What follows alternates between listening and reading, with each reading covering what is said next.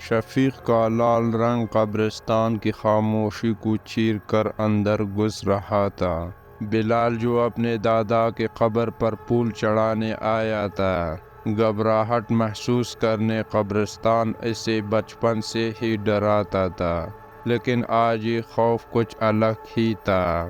وہ کنجی کا بند کھول کر اندر داخل ہوا۔ ہر طرف سے ٹوٹے پھوٹے کتبے اور آدھا خالی قبرستان کا من اس کی طرف کھولے۔ بلال اپنے والدہ کے قبر کی طرف تیزی سے بڑھا، لیکن ہر قدم کے ساتھ خوف بڑھتا جاتا تھا۔ اسے یقین ہو رہا تھا کہ وہ اکیلا نہیں ہے۔ سسکیوں کی آواز، پاؤں کی چاپ، ہوا میں لہراتے کفن کا احساس۔ بالآخر وہ دادا کے قبر تک پہنچ گیا۔ پھول چڑھاتے ہوئے اس کا ہاتھ کانپ رہا تھا۔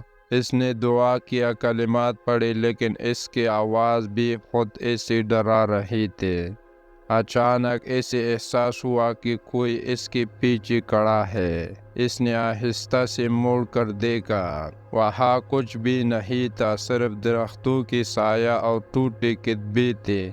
لیکن پھر سے سسکیوں کی آواز آئی، اس بار قریب سے، بالکل اس کے پیچھے سے۔ بلال نے ہمت کر کے مڑ کر دیکھا۔ اس کی چیخیں فضا میں گونجی۔ اس کے سامنے ایک بوڑھی عورت کھڑی تھی۔ اس کا چہرہ جریوں سے ڈھکا ہوا تھا اور حالیاً کو اسے گور رہے تھے۔ اس کے ٹوٹے پھوٹے چادر ہوا میں لہرا رہے تھے، جیسے کسی نے اسے قبر سے کھینچ کر نکالا۔ عورت نے اس کی طرف بڑھانا شروع کیا۔ اس کے قدم زمین کو نہیں چھو رہی تھے۔ بلال کا دم گھٹ گیا، بھاگنے کا طاقت بھی نہیں رہی۔ وہ صرف گھبرا کر دیکھتا رہا کہ عورت اس کے قریب آ رہی ہے۔